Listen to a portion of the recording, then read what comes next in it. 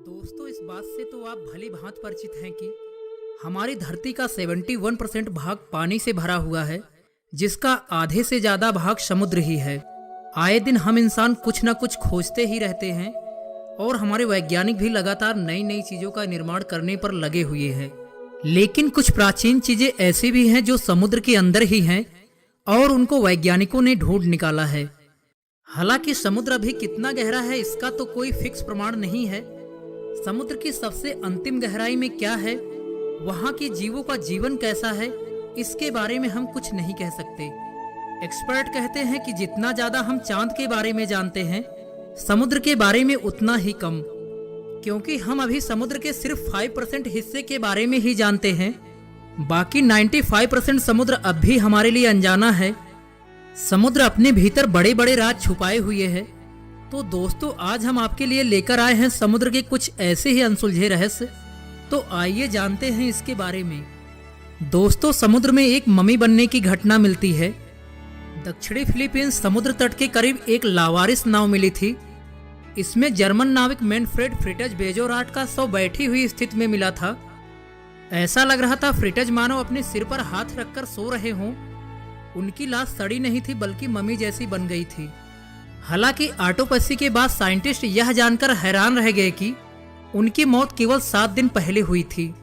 कुछ एक्सपर्ट का अनुमान था कि समुद्र के नमकीन और सूखे वातावरण में रहकर लाश नमी बन गई, लेकिन यह कोई नहीं बता पाया कि जहां दूसरी लाशों को ममी बनने में लंबा समय लगता है, वहीं फ्रिटज की लाश हफ्ते भर में कैसे ममी बन गई।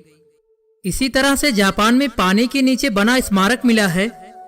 जापान के यूनागुनी आइसलैंड में वैज्ञानिकों ने पानी के अंदर एक स्मारक को ढूंढ निकाला है। वैज्ञानिकों का मानना है कि यह स्मारक करीब 50,000 साल पुराना है, लेकिन अभी इसके बारे में ना तो कोई पुख्ता जानकारी है और ना ही कोई सबूत कि यह यहाँ कैसे आया। इस स्मारक के पत्थरों में कुछ दरारें भी आ गई हैं, लेकिन वैज्ञानिकों और पुरातत्ववेत्ताओं के अनुसार इस आइसलैंड के किनारे एक मंदिर रहा होगा जो भूकंप आने के कारण जमीन के अंदर धंस गया होगा। हालांकि विशेषज्ञों का इस बारे में एक राय नहीं है। कुछ लोगों का मानना है कि यह प्राकृतिक संरचनाएं हैं और अपने आप से ही बनी हैं, जबकि कुछ लोगों का मानना है कि इन्हें इंसानों के अलावा किसी अन्य सभ्यता ने बनाया है। लेकिन इस बात पर अब भी विवाद जारी है कि यह मानव निर्मित है या प्राकृतिक। दोस्तों, इसी तरह से दक्षिणी जापान में समुद्र की तलहटी में कुछ गोल आकृतियां मिली हैं।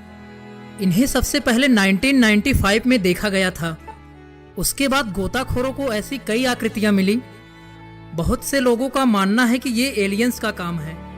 उनका मानना है कि एलियन के प्लेन और शिप्स से ऐसी संरचनाएं बनती हैं। हालांकि 2011 में वैज्ञानिकों ने बताया कि 5 इंच की एक मेल पफर मछली ऐसी संरचनाएं बनाती है। ऐसा वह अपने फीमेल मछली को आकर्षित करने के लिए करती है। इसके बाद भी बहुत से लोग इसे एलियंस का ही काम मानते हैं। आखिर क्या है सी मॉन्स्टर की हकीकत? सदियों से किस्से, कहानियों और लोक कथाओं में समुद्री दैत्यों का वर्णन मिलता है। बहुत से लोग इसे देखने का भी दावा करते रहते हैं। माना जाता है कि ये भारी भरकम और विशालकाय प्राणी समुद्र की गहराइयों में रहते हैं। पुराने समय से ही इंसान इन महासागरों के जरिए दूसरे देशों की लंबी यात्राएं करते आए हैं। अपनी इन यात्रा के दौरान उनका सामना कभी कभी समुद्री जीवों यानी कि सी मॉन्स्टर से भी हो जाता था, जिनमें से अधिकतर दैत्याकार सांप होते थे। इन दैत्याकार सांपों को देखे जाने का वर्णन प्राचीन समय से लेकर आधुनिक समय तक के कई यात्रा वृत्तांतों में किया गया है। हालांकि कुछ समय पहले तक इन सी मॉन्स्टर के बारे में हमारे पास कोई ठोस प्रमाण नहीं था।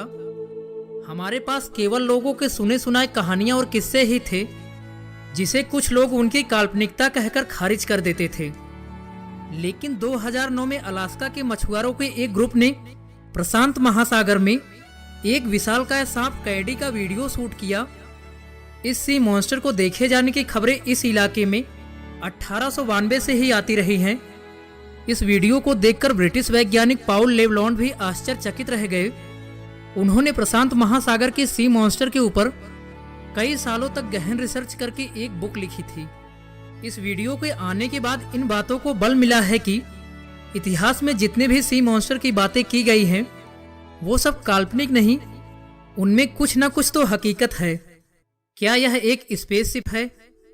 समुद्र की परतें वैसे भी अपने अंदर बहुत कुछ दबाए हुए हैं, लेकिन इस बार मामला कुछ अलग है। बाल्टिक सागर में एक रहस्यमय ऑब्जेक्ट देखा गया है।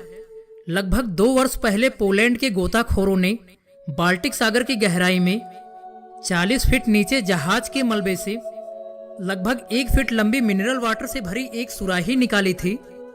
लेकिन इस बार एक विचित्र विमान खोजकर्ताओं को हैरत में डाले हुए है। पहली बार एक एलियन विमान समुद्र की गहराइयों में मिला है। दूसरी दुनिया के परग्रहियों में विश्वास रखने वाले लोगों का कहना है कि ये एक एलियन स्पेसक्राफ्ट है जो समुद्र में लैंड हुआ है। हालांकि ये क्या चीज है इसके बारे में कोई कुछ दावा नहीं कर पा रहा है। बाल्टिक सागर की तलहटी में दिखाई देने वाला यह रहस्यमय विमान एकदम अजीबोगरीब है। पीटर लिडेनवर्ग के नेतृत्व में स्वीडिश ओशन एक्स टीम ने इसकी खोज की है। डेनिस एसबर्ग इस टीम के को रिसर्चर और कैप्टन थे। समुद्र की सतह से लगभग 300 फीट की गहराई में मिला ये विमान देखने में एकदम स्टार वॉर मूवी में नजर आए स्पेसक्राफ्ट जैसा है। इस पूरे घटना में सबसे चौंकाने वाला तथ्य यह है कि जब गोताखोरों की टीम इस स्पेसक्राफ्ट के नजदीक पहुंची तो उन गोताखोरों के सारे इलेक्ट्रॉनिक उपकरणों ने काम करना बंद कर दिया। यही बात सबके दिलो दिमाग में खलबली मचाए हुए है।